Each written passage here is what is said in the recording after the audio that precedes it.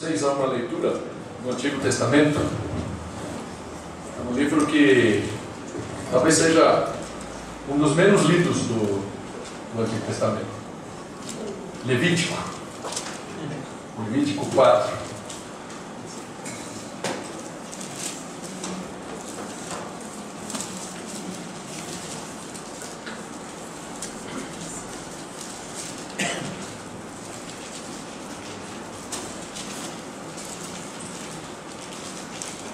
Enquanto vocês acham, né? Esse nome Levítico vem de levitas, né? É uma das, né, os levitas, aqueles que tiveram a incumbência de serem os sacerdotes, né? Mas na verdade é um livro que fala da lei, um livro que fala da regra de conduta, não só, digamos assim, da administração, da ministração, mas ele fala também como o povo deveria agir. Eu queria compartilhar com vocês alguns versículos de Levíticos 4, que fala de algumas coisas interessantes. O livro, só dando um preâmbulo, né? O livro de Levíticos, ele se divide em duas partes. Até o capítulo 10, mais ou menos, ele fala o quê? Do caminho para Deus, o caminho até Deus, o sacrifício. E do 11 em diante até o final, a caminhada com Deus, ou seja, a santificação, de 11 a 27. Né? Nós vamos falar algumas coisas sobre essa primeira parte, o caminho para Deus, né? Como é que a gente chega a Deus. Então, se você tiver a sua Bíblia, eu vou convidar você, a gente vai pular alguns, porque o texto é bem grande, mas eu só queria passar um conceito. A partir do versículo 1, fala assim: o Senhor ordenou a Moisés: diga aos israelitas, quando alguém pecar sem intenção, fazendo o que é proibido em qualquer dos mandamentos do Senhor, assim se fará. Se for o sacerdote ungido que pecar, trazendo culpa sobre o povo, trará ao Senhor um novilho sem defeito, como oferta pelo pecado que cometeu. Apresentará ao Senhor o novilho à entrada da tenda do encontro, porá a mão sobre a cabeça do novilho, que será morto perante o Senhor. Depois, a partir do versículo 13, se for toda a comunidade de Israel que pecar, sem intenção, fazendo o que é proibido em qualquer dos mandamentos do Senhor, ainda que não tenha consciência disso, a comunidade será culpada. Quando tiver consciência do pecado que cometeu, a comunidade trará um novilho como oferta pelo pecado e o apresentará diante da tenda do encontro. As autoridades da comunidade porão as mãos sobre a cabeça do novilho perante o Senhor, e o novilho será morto perante o Senhor. A partir do versículo 22. Quando for um líder que pecar sem intenção, fazendo o que é proibido em qualquer dos mandamentos do Senhor, o seu Deus será culpado. Quando se conscientizar ou conscientizarem do seu pecado, trará como oferta um bode sem defeito, porá a mão sobre a cabeça do bode, que será morto no local onde o holocausto é sacrificado, perante o Senhor.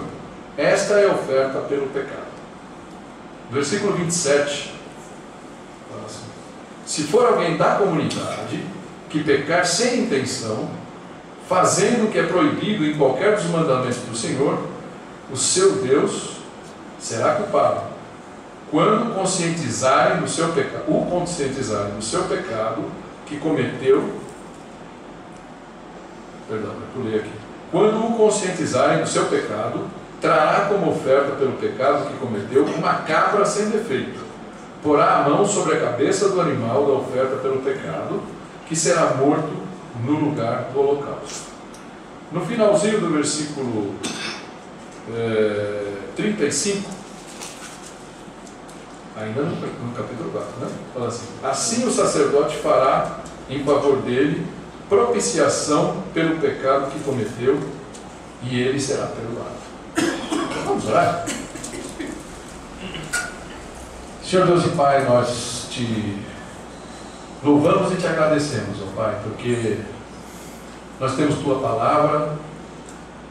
A Tua Palavra não parou no Antigo Testamento, Senhor.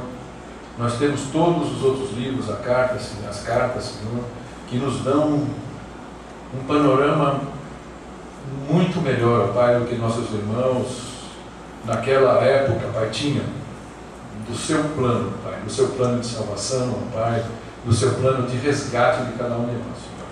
Te louvamos por isso, Pai, e nesse momento eu te peço que o Senhor possa nos dar entendimento da Tua Palavra, Pai, e compreensão mais aprofundada do Teu plano, Pai, para a nossa vida, Senhor.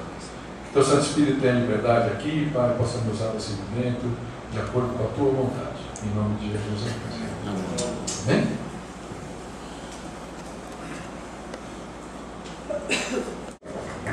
Você viu que nós lemos uma parte.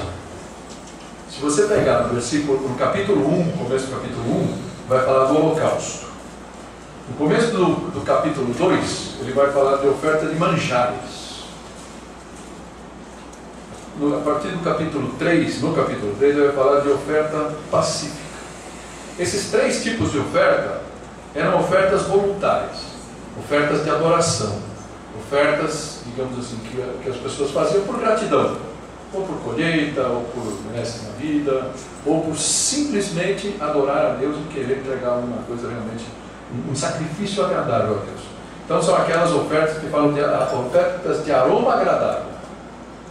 A partir do capítulo 4, esses dois que a gente viu, capítulo 4 e capítulo 5, ele fala de ofertas pelo pecado, e ele fala também, um pouco mais para frente, de ofertas pela culpa, que a gente vai ler um pouco mais para frente. Tá? Então, tanto ofertas pelo pecado, quanto ofertas pela culpa, elas têm um processo semelhante. Vocês perceberam? Não importa quem faça, desde o sacerdote, o sumo sacerdote, até um membro qualquer da comunidade.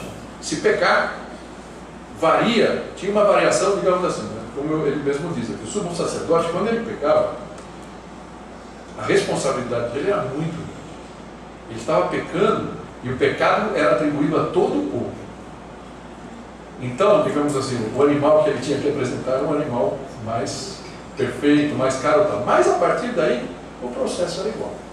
Todo mundo tinha que fazer a mesma coisa, tá? Que era a restituição.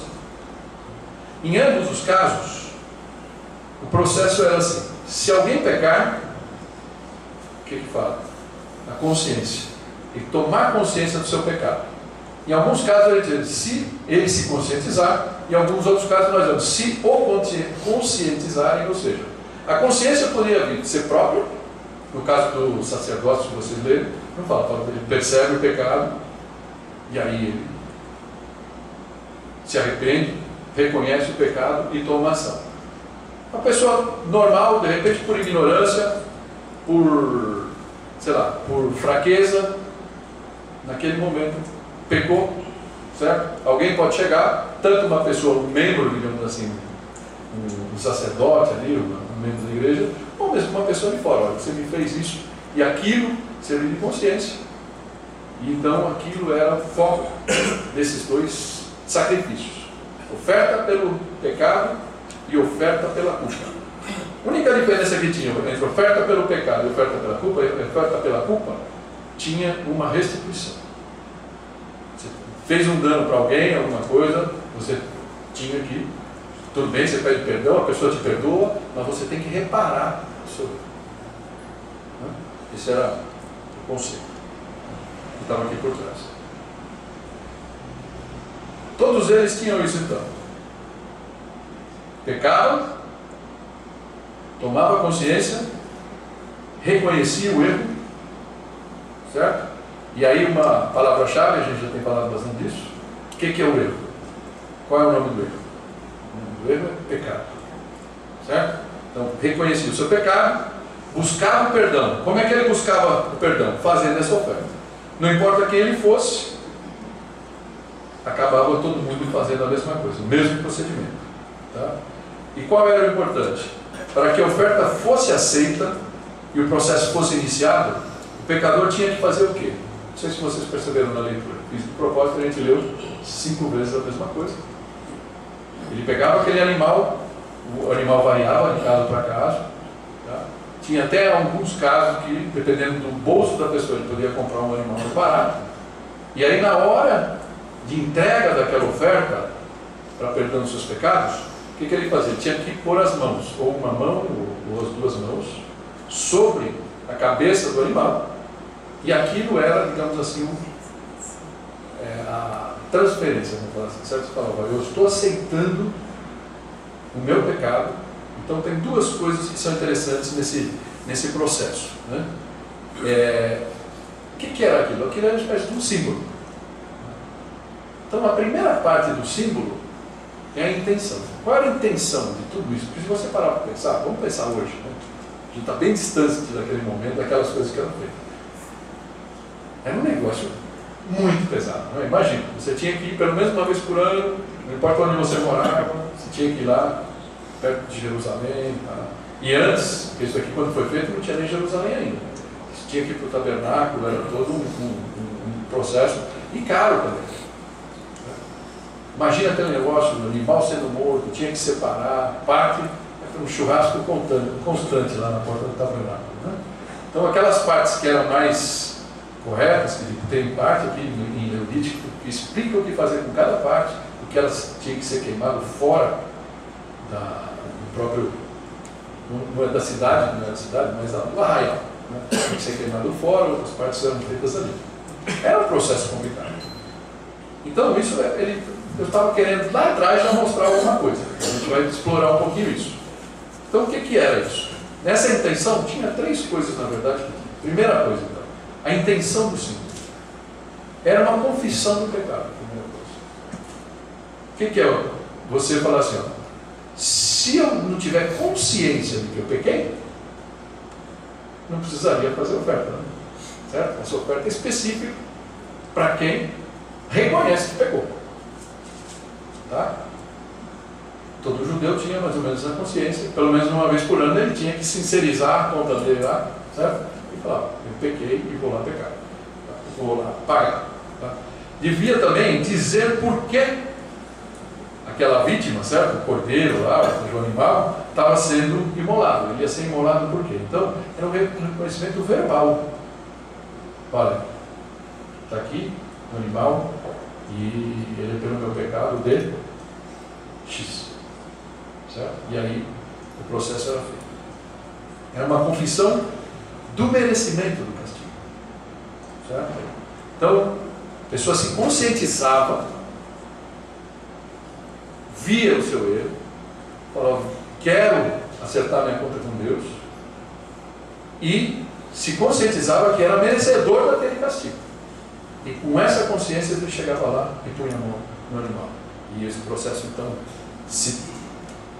da substituição era um consentimento do plano, ou seja, cada judeu que fazia isso, então ele estava consentindo, falando, olha, eu aceito o plano de perdão. O plano que foi traçado, eu estou de acordo com ele, e por isso eu ponho minha mão.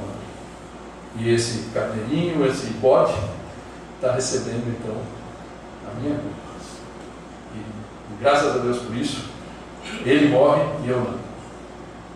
Basicamente, era o que estava ali. Né? Era um consentimento interessante, por quê? Porque estava ali de mãos vazias.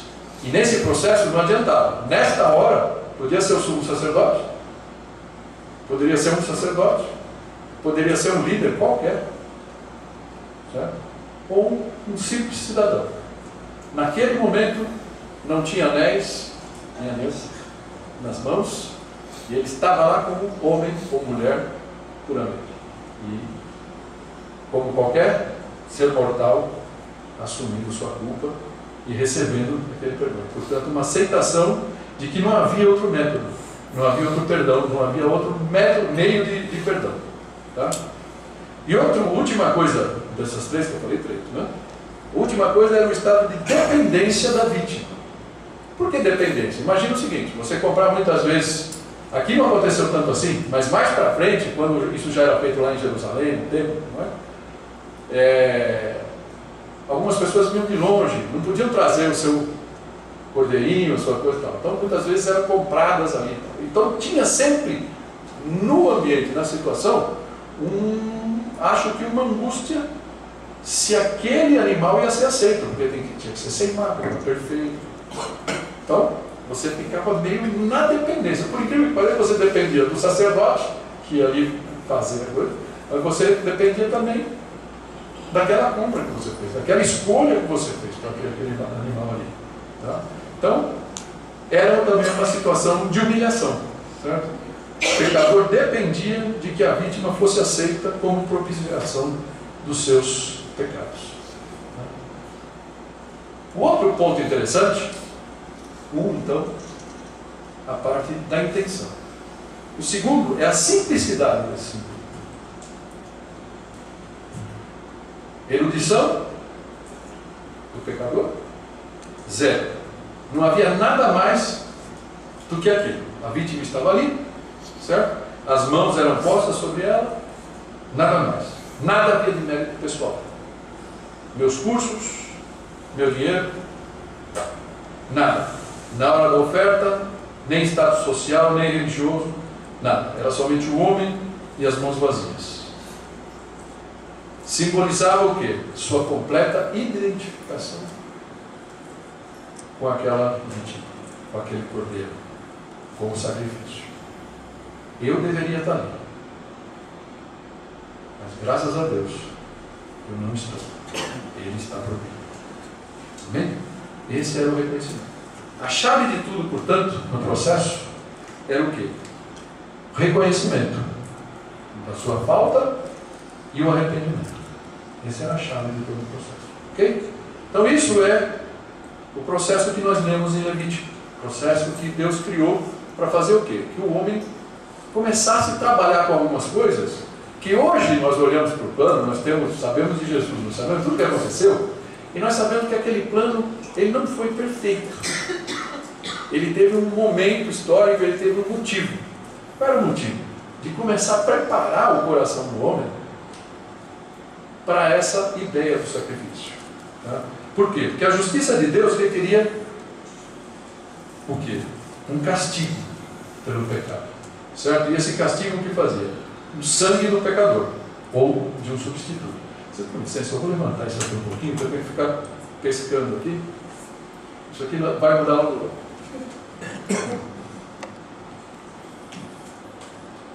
para que não tenha que ficar tão difícil de ler o que está no papel. Mas então é isso. Esse método que foi feito foi um método de ensinar o povo começar a entender o que viria mais para frente. Qual era realmente a natureza desse perdão que eles iam receber. Certo? Por quê? Porque aquele método tinha que ser repetido todo ano. Pelo menos uma vez por ano. O que acontecia? E no fundo, acho que a pessoa saía dali. E como é que ele ia não pecar? Né? A gente ouviu tanto, a gente sabe tanto das palavras de Jesus. Vai e não peques mais. Quem estava falando para aquela pessoa que estava ali entregando aquele sacrifício, que ele não ia mais pecar? Qual era a força que ele tinha para não pecar? Só a força própria. Né? A lei tinha um valor. A lei mostrava o que é, que sim e o que não. Vamos falar assim. Então ele sabia por onde ele tinha que andar. Algumas vezes ele pecava conscientemente, algumas outras vezes não. E a lei fazia, olha, aqui você pecou, aqui você pecou. Então ele fazia. Agora, ele continuava a vida dele normal, por mais força de vontade que ele tivesse. Ele ia acabar pecando, talvez em outras situações. E isso era o quadro que estava. Certo? Dependia de quê? Do esforço próprio. E como nós sabemos que a carne é fraca, a própria palavra diz isso. Eu queria que vocês abrissem Romanos 8, 3, 4. Vamos ler algumas passagens para trazer isso primeiro para o Novo Testamento e depois para a nossa realidade hoje.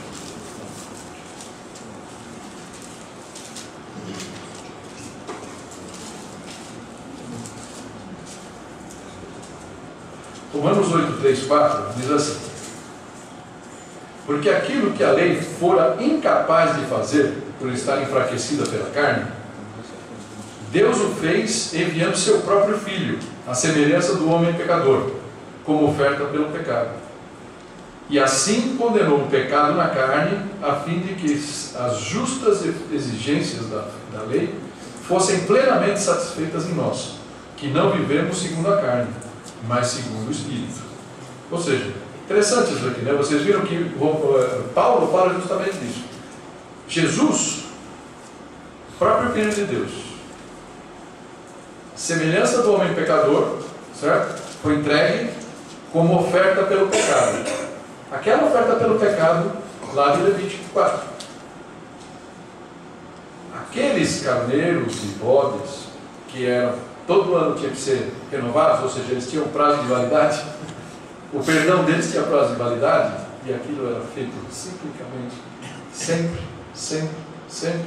O que a palavra nos diz? Que Jesus veio para pagar esse preço de uma vez por todas. E glória a Deus por isso, porque hoje nós sabemos. Não é novidade. É novidade para alguém hoje aqui isso? Que Jesus morreu na cruz e foi ressuscitado. E o sangue dele substituiu o sangue daqueles carneiros e bodes. E uma vez que ele nos perdoou, nós não precisamos que ele nos perdoe de novo pelo mesmo pecado. Essa é a mudança.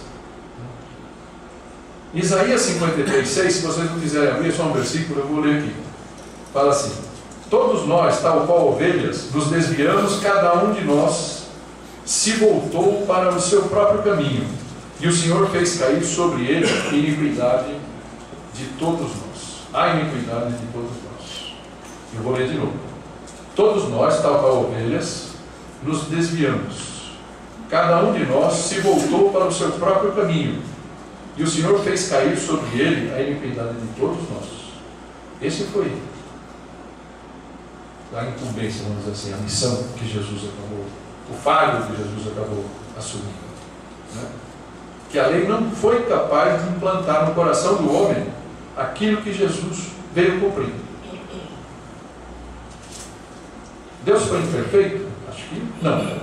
Deus sabia disso, mas Ele queria que o homem trabalhasse isso, que quando Jesus chegasse, ele tivesse a condição de descobrir e vislumbrar isso. Alguns tiveram, outros tiveram que ser trabalhados. Os apóstolos demoraram 3 anos para poder perceber. Alguns outros foram percebendo ao longo do caminho. E nós também um dia percebemos essa diferença. Certo?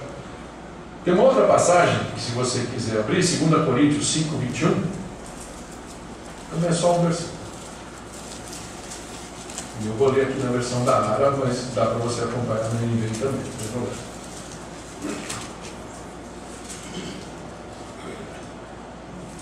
Fala assim: aquele que não conheceu o pecado, Deus o fez pecado por nós, para que nele fôssemos feitos justiça de Deus. Fantástico. A partir então de Jesus, todos nós podemos ser considerados o quê? Justos. O plano foi desenhado e implantado. Cristo morreu pelos meus pecados e pelos seus pecados. O que Ele espera de nós agora? Essa é a grande pergunta, né? Talvez o que Ele mais espere nesse momento, e foi que talvez tenha chateado Jesus, porque Ele tentou várias vezes falar tantas coisas no tempo que Ele esteve aqui, e alguns entenderam, outros não, como já falamos, e Ele espera que nós entendamos. Entender o quê? Qual é a intenção do Senhor? Por que Jesus morreu? Por causa do nosso pecado. Então, qual é a condição primordial para que Jesus possa fazer diferença na nossa vida? Que Ele possa ter relevância para mim? Que eu reconheça que sou pecador. Reconheça a nossa situação, o nosso pecado, que merecemos o castigo. O que Paulo fala lá em Romanos 5:23? Todos pecaram e carecem da glória de Deus. Amém? Então, será que existe alguém aqui sem pecado?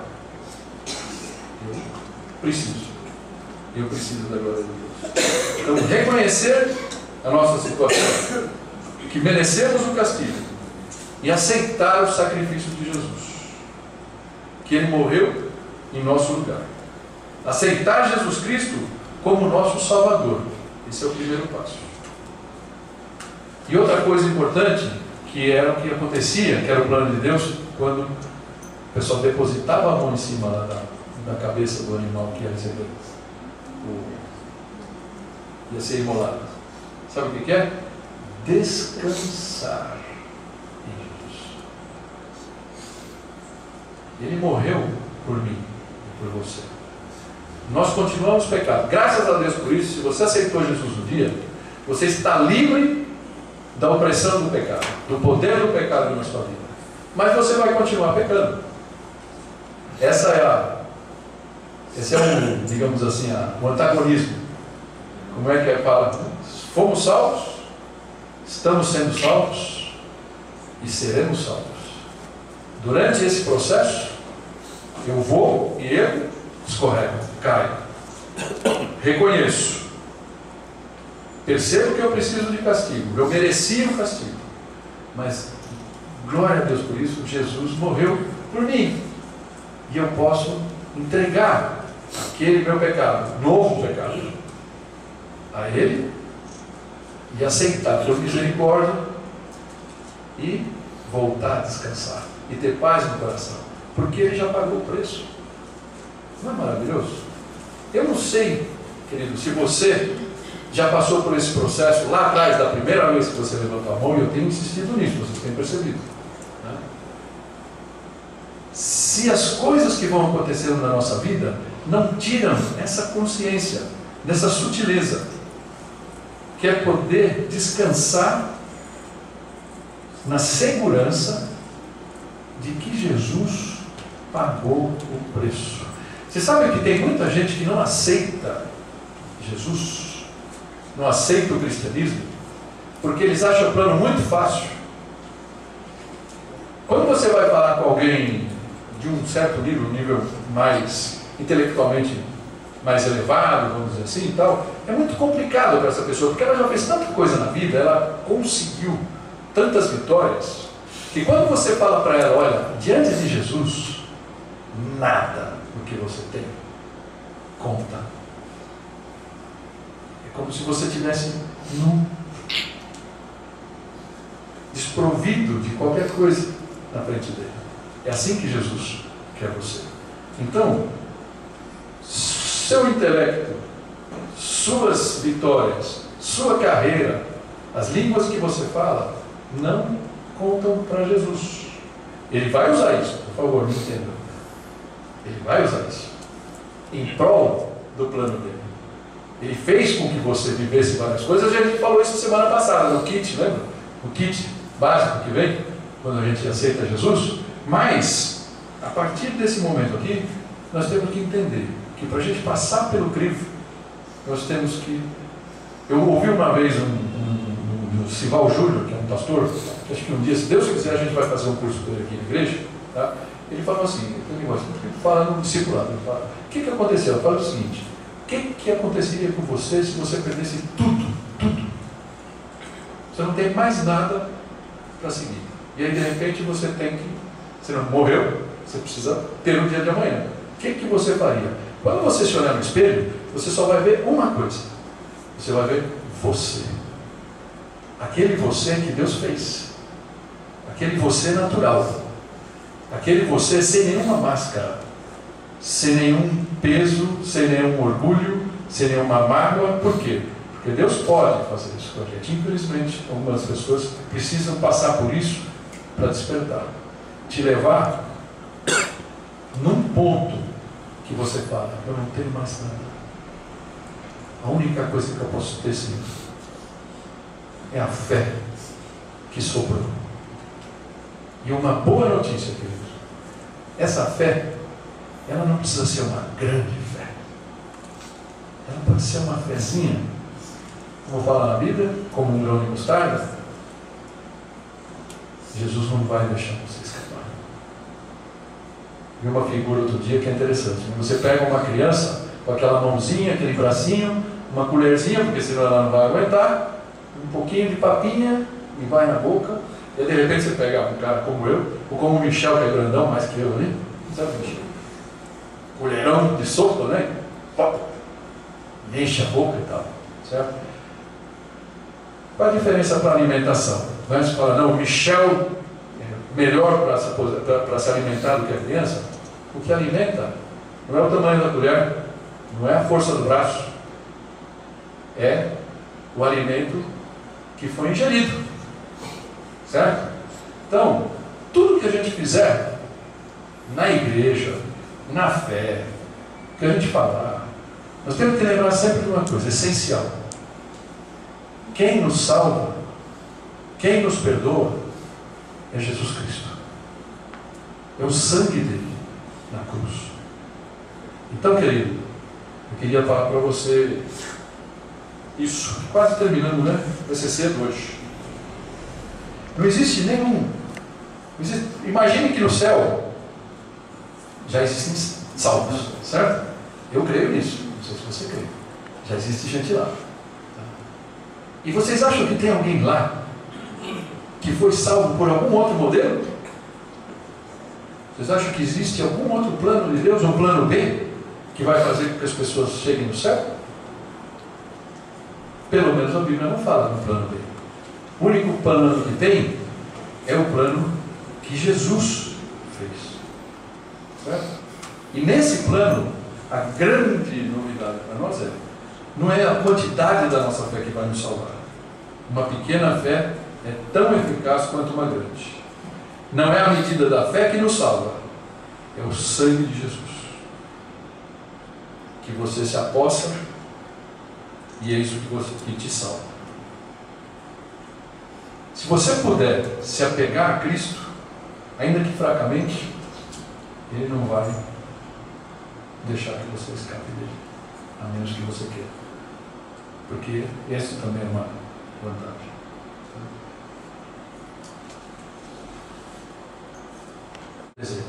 O presente da salvação e o presente do perdão. Mas eu me correndo uma coisa quando eu estava vindo para cá, diz assim: a partir do momento que nós aceitamos Jesus, nós temos um nível de relacionamento. Glória a Deus, fui salvo por Jesus. Amém? Você deu esse passo na sua vida, glória a Deus, glória a Deus. Jesus é o seu Salvador. E algumas pessoas passam muitos anos nesse nível.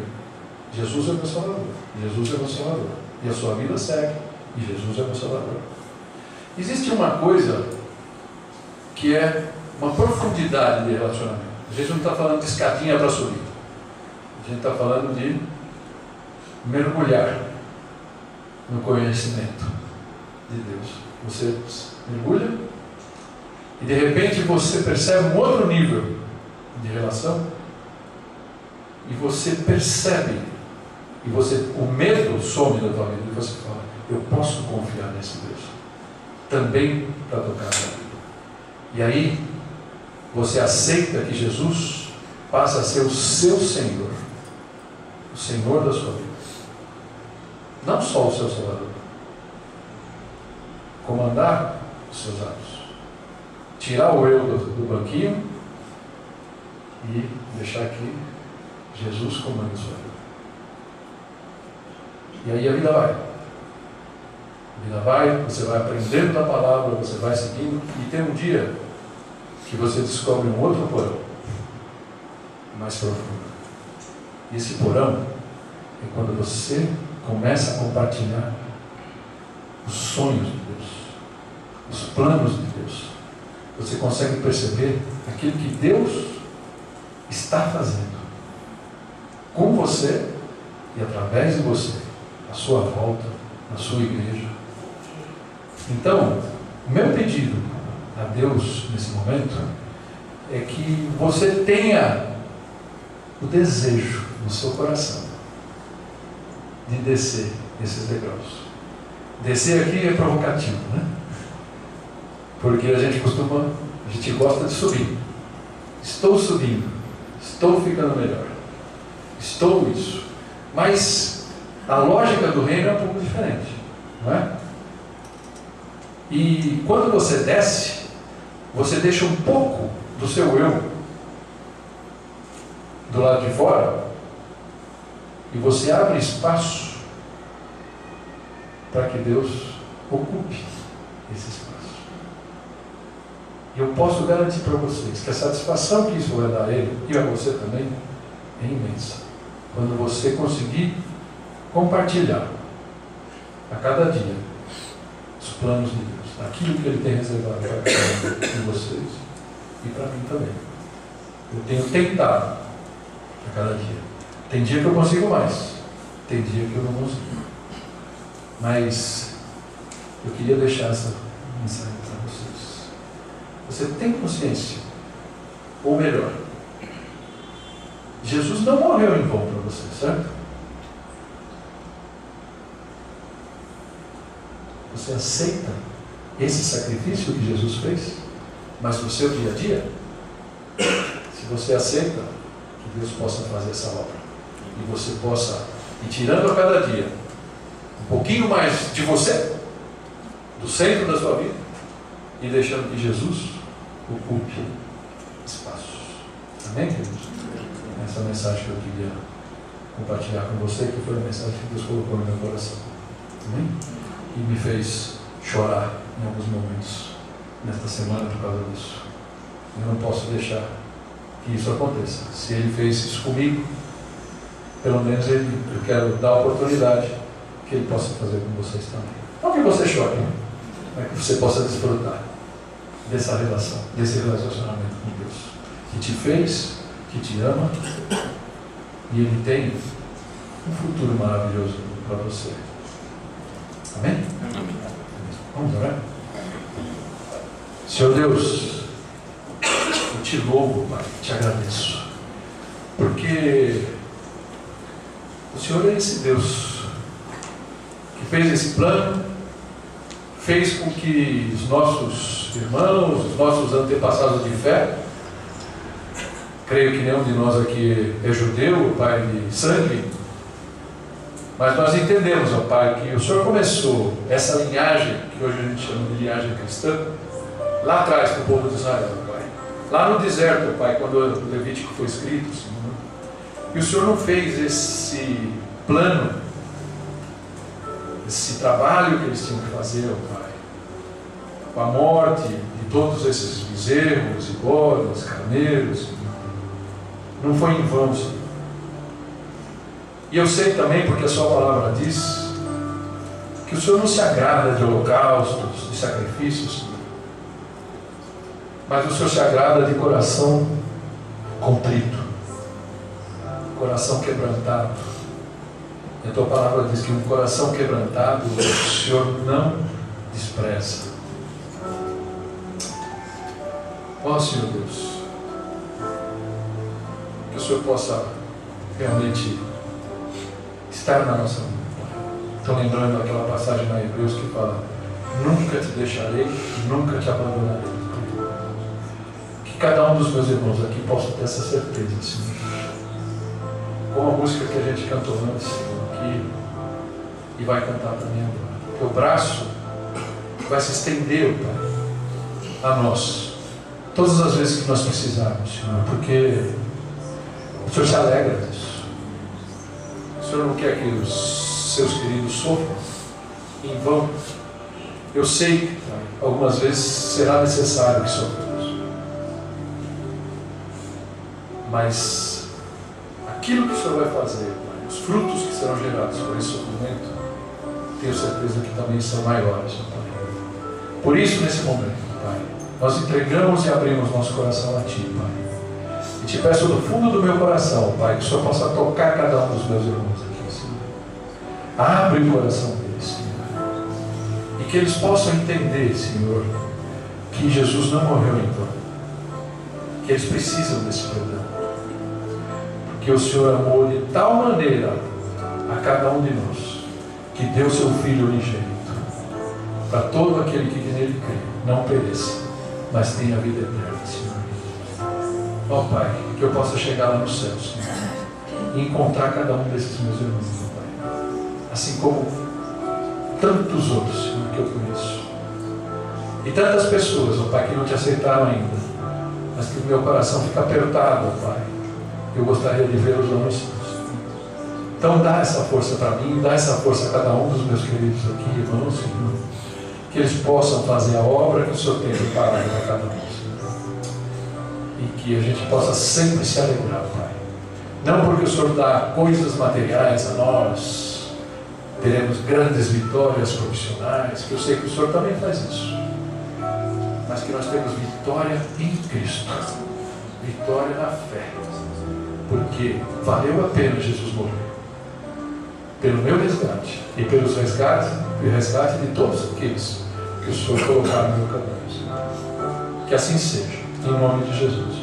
Amém. Amém.